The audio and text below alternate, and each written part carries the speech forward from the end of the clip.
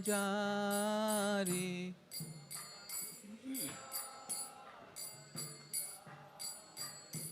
Jaya Radha Madhava Kunja Bihari.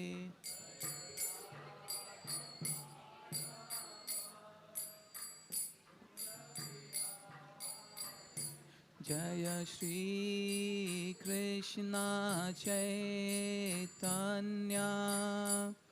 Prabhu Nityananda Sri Advaita Gadadhar Srivas Thakur Bhakta Vrinda.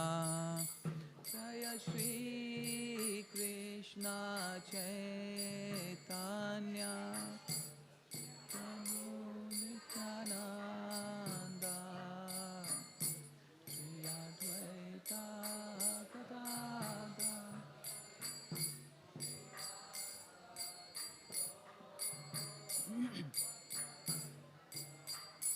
Hare Krishna, Krishna Krishna, Hare Hare, Hare Ram, Ram Ram, Hare Hare. Krishna, Hare Krishna, Krishna Krishna, Hare Hare, Hare Ram,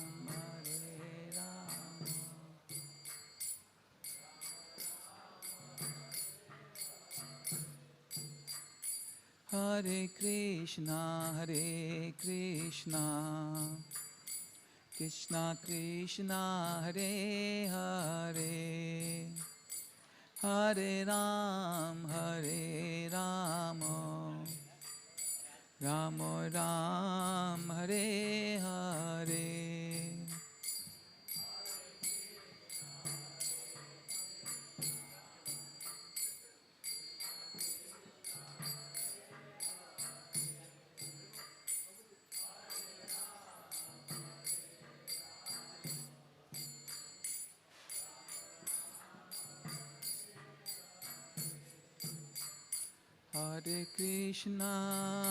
Hare Krishna, Krishna Krishna, Hare Hare, Hare Rama,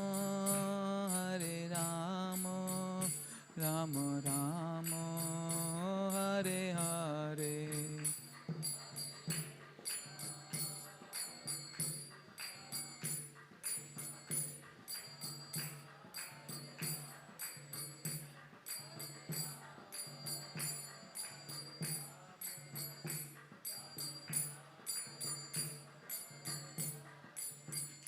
Jaya Prabhupada, Prabhupada, Prabhupada, Jaya Prabhupada.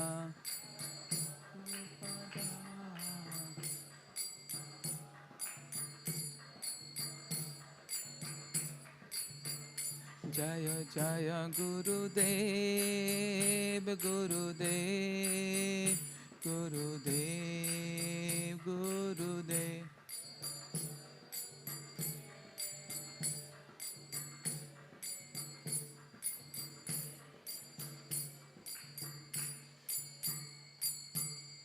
Srila Prabhupada ki jai.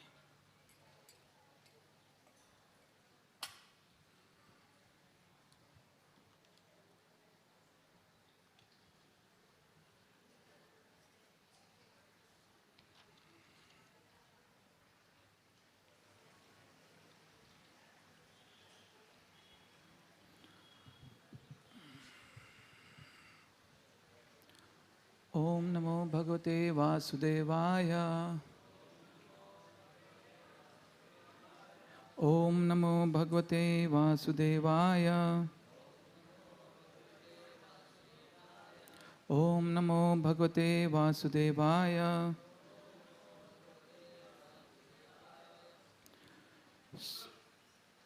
So we'll be reciting from Srimad Bhagavatam, Canto 11, Chapter 23. verse 58. Shri Bhagavan Uvacha Nirvide naste dravine gatha klamaha Pravrajya gam parayatmana itham Niraktro shadbhir api swadharmad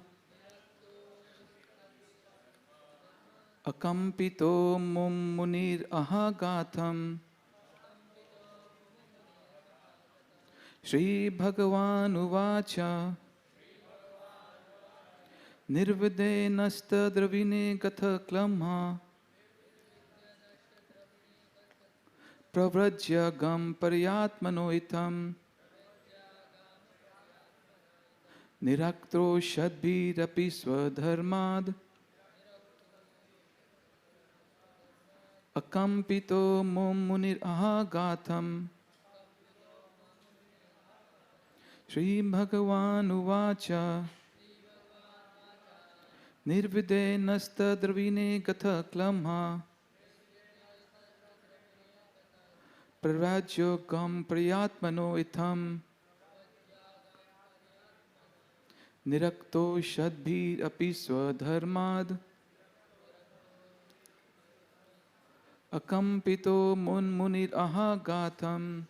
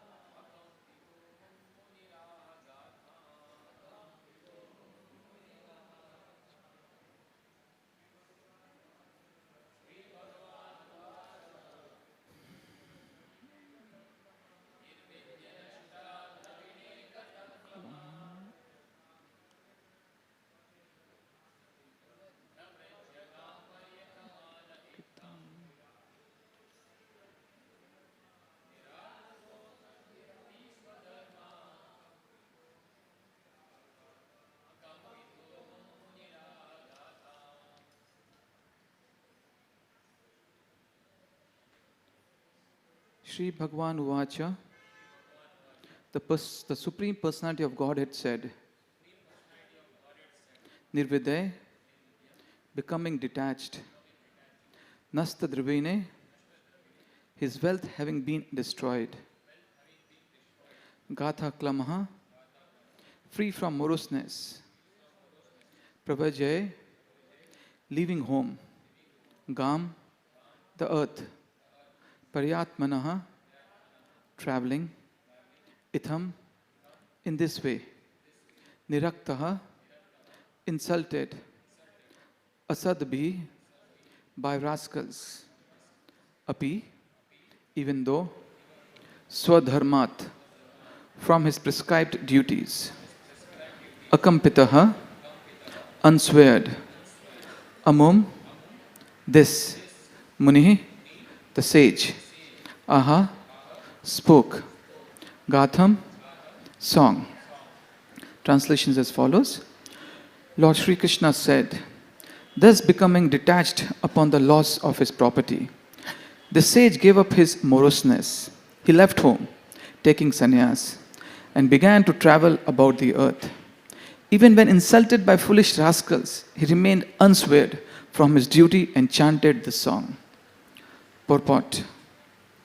Those becoming free from the materialistic way of life, which involves grueling austerities performed to acquire money, may chant the preceding song of the Vaishnava sannyasi. Srila Bhakti Siddhanta Saraswati Thakur states that if one is not capable of listening to the song of the sannyasi, then one will certainly remain an obedient servant of material illusion.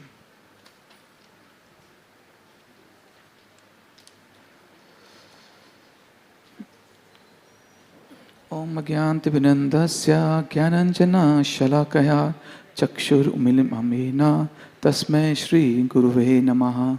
Sri Chaitanya Manobhishtam Stapitam Mena Bhutale Swayam Rupa Gadamayam Tadati Swapadantikam. Vandeham Shri Guru Shri Yukta Padakamalam Shri Guru Vaishnavam Sha Shri Rupam Sagrajatam Sahagana Raghunatam Vitam Tam Sajivam Sadvaitam Savadhutam Parijana Sahitam Krishna Chaitanya Devam Shri Radha Krishna Padan Sahagana Lalita Shri Vishakam Vitam Sha. He Krishna Karuna Sindhu Dina Bandhu Jagatpate Gopeksha Gopika Kanta Radha Kanta Namostute Tapta Kanchana Gaurangi Radhe Vrindavaneshwari Prishabhanu Sute Devi Pranami Hari Priye Vancha Kalpa Taruvesha Hipa Sindhu Bhaivacha Patitanam Pavanebhyo Vaishnavebhyo Namo Namah. Jai Shri Krishna Chaitanya Prabhu Nityananda Shri Advaita Gadadhar Shivas Adi Gaura Bhakta Vrinda. Hare Krishna Krishna Krishna Hare Hare Hare Rama Rama Rama Hare Hare. Hare Krishna. So this sloka which we are discussing, in this the Avanti Brahmana, he, after going through his challenging situations, after losing literally everything, then there's a deep sense of renunciation, a deep sense of surrender which ignites in his heart. And we have to understand that this surrender which we are speaking about, it is not superficial, it is not external, it is very, very deep. This surrender which Avanti Brahman is speaking about, or which he has developed, is very deep, it's not external. And we should understand that surrender, when Prabhupada speaks of surrender in his purports, various purports, it's a very deep meaning. In this context, I would like to tell you a true story. Bhakti Prabhu, who's Srila Prabhupada's disciple, once in the Western countries, the first time he goes to visit an ISKCON temple, the first time. He had heard about ISKCON, so he had not yet taken up to the devotional process. So he went to the ISKCON temple the first time. So when he went there were a lot of hippies also who had come for the lecture. So Bhakti Prabhu sat down. So the speaker who was speaking, he was mentioning that we should surrender our everything to Lord Krishna. So he was mentioning that. So this group of hippies, in the middle of the class, they started removing their clothes.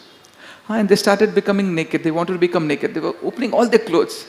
So the temple president that time, he saw, oh God, what's happening? He immediately intervened. And he told the hippies, no, please, you don't have to remove your clothes. Basically, the hippies, they were thinking that we have to surrender everything, means if we remove all our clothes and just be like that, it's like full surrender to the Lord. This is a true story. So Bhakti Prabhu, he was getting very bewildered. What's happening? I mean, imagine the first time a person coming for the Sunday feast class and people are removing the clothes in the middle. So he was wondering what's happening. So somehow the temple president intervened and he told them, no, please put back your clothes back. So through this story, what I'm trying to say, the hippies, they thought, okay, just by giving up our clothes, we are going to be surrendered. Surrender is not something external. It is something internal, something very deep. And what does it mean? Surrendering. When we speak that is not external, surrender is something very internal. It means, are we endeavoring to cry out the holy name? Are we endeavoring and begging the Lordships to help us to free ourselves from the anarthas? Are we really begging the Lord for empowerment to be humble servant of the Vaishnavas? Are we really taking shelter of Gurudev and following his instruction to the core of the heart? When we are endeavoring to do these things very sincerely, that is surrender. That is going deep. And when we are talking of surrender, always the disciple, basically a disciple, there's only one thing in his mind. What is that? That is to please and follow the instructions of his Gurudev. There's nothing else. His whole life revolves around this one principle. That is to follow Gurudev's instruction and to please him in the maximum at every level. In this context, once in 1977, the Kumbh Mela was going on in Prayag.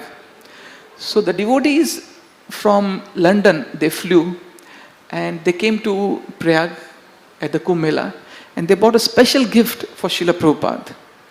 So when Srila Prabhupada opened it, they had bought, these devotees from London, they had bought rasgullas made in London that had been offered to the lordships in London the previous day. And they bought it to Prabhupada at Prayag. So basically these devotees, they wanted to do everything to please Prabhupada. So when they bought the rasgullas, Prabhupada opened it, he saw the rasgullas. So the devotees said, Prabhupada, these rasgullas are made in London. They were yesterday offered to the deities and today we have got it for you. And they had packed it very nicely and they took all care to see that the rasgullas come very intact for Prabhupada. So when Prabhupada saw these rasgullas, Prabhupada said, just see how much you all want to serve me. Prabhupada said, even the Queen of England, she doesn't have the facility to enjoy a rasgulla at Prayag made in London. This is the first time this is happening. So we said that the devotees, they always wanted to serve Prabhupada and this is surrender. Surrender means always wanted to please and serve your Gurudev. And when we speak of surrender, like we were mentioning, surrender is not something which is external. Surrender is something very deep. It's more of an internal process. In this context, in the Chaitanya Charitamrita, there is a very wonderful pastime. There's a pastime of Mukunda. This happened in Navdeep. Mukunda once told to Gadhar Pandit that today I will take you to meet a very exalted and elevated Vaishnava. So Mukunda, he was a pure devoted heart. He said, yeah, please, I would love to meet Vaishnavas. So Mukunda took Gadhar Pandit to meet Pundrik Vidyanidhi. Now Pundrik Vidyanidhi, he had a very nice house. So when Mukunda took Gadhar to meet Pundrik Vidyanidhi, and when they entered the house and when they entered the room where Pundrik Vidyanidhi was sitting, so Mukunda saw that Pundrik Vidyanidhi was sitting on a very opulent bed. It had satin, it had very opulent bed sheets, very expensive bed sheets. There were silken pillows. And Pundrik Vidyanidhi was wearing all silken, very opulent clothes. And he was having very opulent prasad. And there were two servants fanning with the peacock fan. And everything looked very opulent and there were perfumes around. So Mukunda, he started having doubt in his mind. Gadhar started having doubt in his mind that Mukunda told me he would take me to meet an exalted Vaishnava, but Pundrik Vidyanidhi, I'm seeing him with all this opulence. So this doubt came in Gadhar Pandit's mind. And immediately Mukunda understood this doubt. So Mukunda immediately recited a verse from the Srimad Bhagavatam, which glorifies Lord Krishna. He says this Bhagavatam verse, into the meaning of that verse was that just see how glorious and kind and compassionate Lord Krishna is. Even to Putna, who came to kill Lord Krishna, to such a person also, Lord Krishna gave Putna the position of that of a mother in the spiritual world. Just see how great is our Lord Krishna. So when Mukunda recited this verse from the Bhagavatam, and when Pundrik Vidyanidhi heard it, Pundrik Vidyanidhi went in ecstasy. Pundrik Vidyanidhi started tearing his clothes. He just started catching his hair. He just fell on the ground. Tears started coming from Pundrik Vidyanidhi's eyes.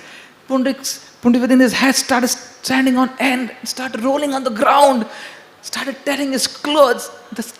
10 servants came to hold back Pundrik, that they could hardly even control Pundrik. So somehow they got hold of him, and then now seeing all this whole thing, then Gadhar Pandit was a pure devotee of the Lord. He definitely could understand what are the ecstatic symptoms of pure devotional service. And Gadhar could understand that the external symptoms or the symptoms which Pundrik Vidyanidhi is showing, they are of an exalted pure Vaishnava. Then Gadhar Pandit understood in his heart that yes, he is a great exalted Vaishnava. And Mukunda was right. And in order to, in some way, atone for this offense which Gadadhar Pandit thought he had in his mind, Gadadhar Pandit, he took initiation from Pundik Vidyanidhi.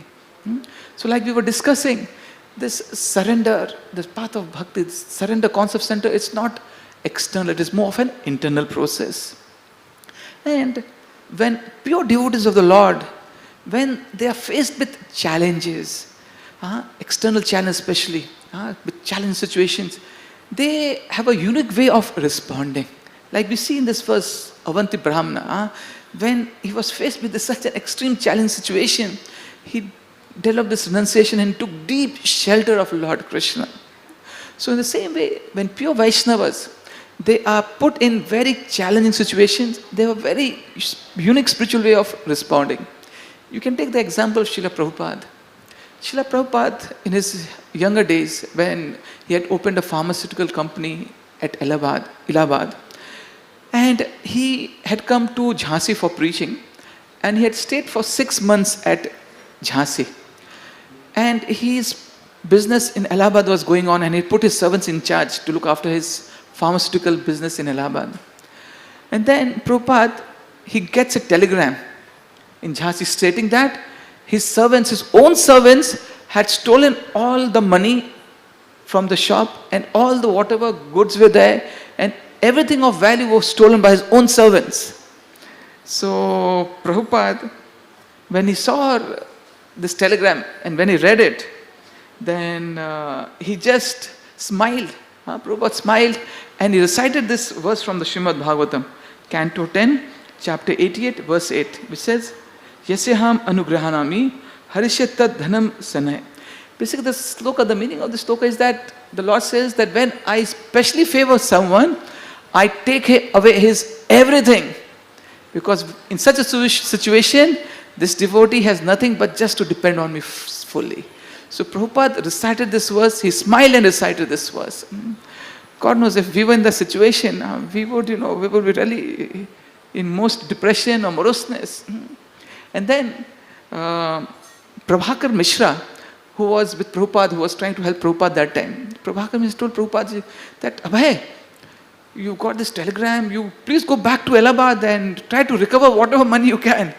But Prabhupada just smiled. Prabhupada said, this is Krishna's message to me, and Krishna wants to make me more surrendered to him.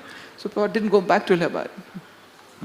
Then another example we can see in modern day life, example, is that of, we were talking of this surrender process, which is something very deep. And in order to have that deep consciousness, we have to understand one thing very important. That is that our sadhana should be very proper. Especially our sadhana of chanting sincerely, our sadhana of reading or hearing every day of philosophy, our sadhana of associating with Vaishnava regularly. If we don't do these things, then that surrender, that deep surrender will be missing from us. In fact, when we are talking of these sadhana, these basic principles of sadhana, basically our spiritual life. In spiritual life, the basis is these three things. What are the basis? Chanting sincerely, associating with the Vaishnavas, and reading and hearing our philosophy every day. These are the basic things of bhakti. These are the fundamental things. Whatever seva which we be having, we may do, but we should never neglect these basic fundamentals of bhakti. In this context, I would like to tell you a true story. Many, many years back, I was given the seva of handling the sound system. Many, many years back, maybe around 25 years back or something. So I was handling this sound system seva for many years. And if someone has some idea about the sound system, there's this amplifier machines, then there are, many wires going from behind the amplifier machines, it goes to the speakers, and it's quite complex from behind. So somehow by Krishna's mercy, I had got some knack of the sound system, and I could solve, if suppose some problem happened, I could by Krishna's mercy understand the problem and solve it. So one day, the Sunday field feast class was going on. So basically, at that time there were two amplifier machines, and from both the amplifier machines, from the first amplifier machines, the first two speakers were connected, and from the second amplifier machine, the behind two speakers were connected. There were total 4 speakers that time. So when the Sunday feast class was going on, only the front 2 speakers were working. So I was wondering why the back 2 speakers are not working. I tried every combination. I removed wires. I put them back. I looked up every combination. I really went on everything. But still, the last 2 speakers were not working. So I was wondering. I tried everything. Looked up every connection. Redid it. Everything. But somehow, the last 2 speakers were not working. So the Sunday feast class finished off. So the whole lecture was on the front 2 speakers.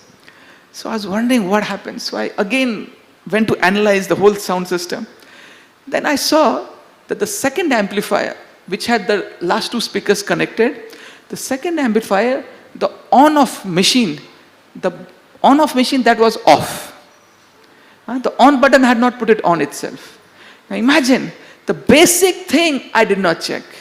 The fundamental thing I did not check. I checked up every connection. I checked up all details. Why the sound is not coming off the back 2 speakers. But the fundamental thing, is just, at least the machine should be on. I did not check my fundamental, that the machine is on or not. I checked everything. So in the same way in our spiritual life, sometimes we do this seva, that seva, and we may find sometimes little problem in our spiritual life. But we have to check our fundamentals in our spiritual life. That are we chanting sincerely every day? Are we reading and hearing our philosophy every day? Are we associating with the Vaishnavas on a regular basis? These are our fundamentals. We may do all other seva, whatever there may be, so many other seva, we may be expert in that. But if we neglect these basic fundamentals, our spiritual life will be in trouble. Then we were speaking of about spiritual life, about surrender being more of internal, not external. And we were also discussing how pure Vaishnavas, how elevated Vaishnavas, when they are put in external situations, they have a very unique way of responding. We discussed of Srila Prabhupada when his Allahabad business got burglarized. In the same way, a modern example is that of Jayapataka Maharaj. His Holiness Jayapataka Maharaj. His Holiness Jayapataka Maharaj in October 2008, he had a brain stroke. And when he had a brain stroke, he was taken to the Hinduja hospital, which is a very famous hospital in Bombay. So he was in the ICU for 1 full week. And he was put on the ventilator. Ventilator is basically a life support equipment. So after 1 week, of Jayapataka Maharaj being put on ventilator, so after 1 week, the doctors, they removed the ventilator. So, but he was still in the ICU for the 2nd week. So after 2 weeks went by, and still Jayapataka Maharaj, he was in the ICU. So Shyamalal Prabhuji, who's MD specialist physician, who works in Bhaktivedanta hospital, he was basically trying to take care of Jayapataka Maharaj's medical treatment. So he was inside the ICU, near Jayapataka Maharaj's bed, and he was discussing with the Hinduja doctor about the treatment and what to do. So the Hinduja hospital doctor, he was saying that, we have taken off the ventilator a week back, and for the last 1 week we have been observing His Holiness Jayapataka Maharaj's health, and his health is not getting better. His health is still deteriorating. So we may have to put him back on the ventilator. So they're discussing all this. So when they're discussing, Jayapataka Maharaj, at that time he could hear. Jayapataka Maharaj was hearing everything. And Jayapataka Maharaj at that time, he could move his body with very difficulty. And he could speak also, but he could speak 1 word at a time. And with a lot of difficulty, he could speak those words. And it would take him a lot of time to speak even 1 word. So when these 2 doctors were discussing that Jayapataka Maharaj's situation is deteriorating, we may have to put him back on the ventilator. So Jayapataka Maharaj heard all this. So Jayapataka Maharaj called Shyamalal Prabhu, come here. So Shyamalal Prabhu went to meet Jayapataka Maharaj. So Jayapataka Maharaj asked Shyamalal Prabhu, do you know what is my blood group? So Dr. Shamla Prabhu didn't know. He immediately took the medical files and was trying to look. So Jayapataka Maharaj said to Shamla Prabhu, my blood group is B positive. My blood group is B positive. My blood group is B positive.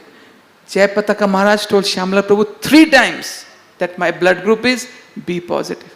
Obviously Jayapataka Maharaj was knowing that all this record is there in my file. And he knew that Dr. Shamlal knows this and he can find out. But just see Jayapataka Maharaj's response. He was the most positive person. Externally you can see a lot of challenges. But internally, he was the most positive. And when we speak of being positive in spiritual circles, the understanding is that whatever situation Krishna puts us in, a Vaishnava, he has that faith that whatever situation or whatever circumstance Krishna puts me in, that is best for me. This consciousness is the most positive consciousness. And then there's another example of His Holiness Bhakti Tirth Maharaj. Bhakti Tirth Maharaj, when he had this terminal cancer, and the doctors told him, you have just few days to live. And Bhakti Tirth Maharaj, he was such, externally a lot of pain was going on. His leg had to be amputated from his body because of this cancer disease. And his whole body was paining. And Bhakti Tirth Maharaj, he understood that this is my end stage. I have just few more days to live.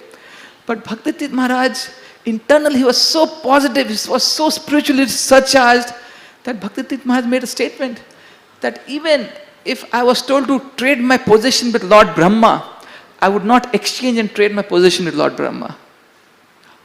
Just see such positive consciousness. The thing is, again, like I mentioned, these Vaishnavas, when they have different unique ways of responding when they're put in external challenge situation, they respond to the most positive consciousness.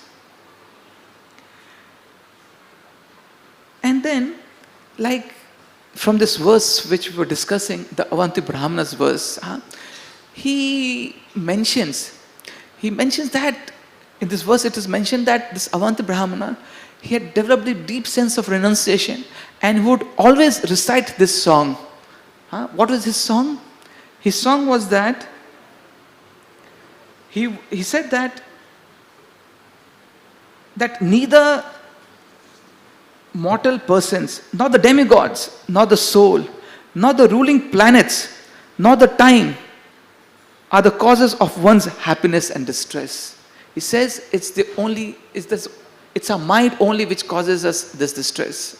This was the song which Avanti Brahman would always sing. And what would Avanti Brahman sing? His analysis was that this uncontrolled mind, that is the main cause of our distress. And the scriptures, they talk of this mind. The mind is so stubborn, it's so obstinate. The mind is so stubborn in wanting to enjoy apart from Lord Krishna. The uncontrolled mind, it is always looking for opportunities to look for enjoyment for its own selfishness. The scriptures mention that we have only one enemy in the whole creation. Only one enemy, no second enemy. And what is that one enemy? That is our own uncontrolled mind. Prabhupada says that, in the mind, if you see, there's so many unnecessary thoughts coming. Thousands and thousands of thoughts come in a day, all these negative thoughts. If suppose there was a microphone in a mind and there was a speaker outside, and if whatever we thought it was amplified outside, you can imagine what chaos would be. And Prabhupada says, how to control the mind. At one level, we have to restrain our mind from thinking about negativity. We have to restrain it from negative thoughts. And at the same time, we have to use our mind in thinking of Krishna, in doing devotional service. Just negative, no, I don't want to think about this. No, I don't want to think about that. No, I don't want to think about this. No. You can't continue like this for days, weeks, and months and years. At the same time, we have to say no. At the same time, we have to use our mind in thinking of Krishna, in thinking of how to do different ways of devotional service for Krishna. This is how we can be able to control and deal our mind. And regarding the mind, this Bhurijan Prabhu, he's written a very beautiful book called the Japa book. And regarding the mind, he says a very wonderful thing. I'll read you the exact part, very beautiful. He says, astrologically, we have no way to move the planets into more favorable configurations for a selfish purpose. Nor can we move any other person to line up with our desires. We cannot send all those people we hate or who disagree with us to distant lands. Nor can we protect ourselves from separation from the people we love when they die. And even if we could do these things, the mind, by its very nature, would still not be satisfied. Imagine, this is what we are dealing with our mind. So there's only one way which we can deal with our mind. That is with the hammer of the instructions of a Gurudev.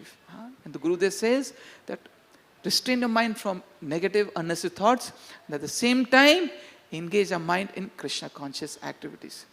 So I was told to end the class at 8:45. So it's 8:45. So thank you very much for hearing to the Srimad Bhagavatam class. Srimad Bhagavatam ki jai. Srila Prabhupada ki jai.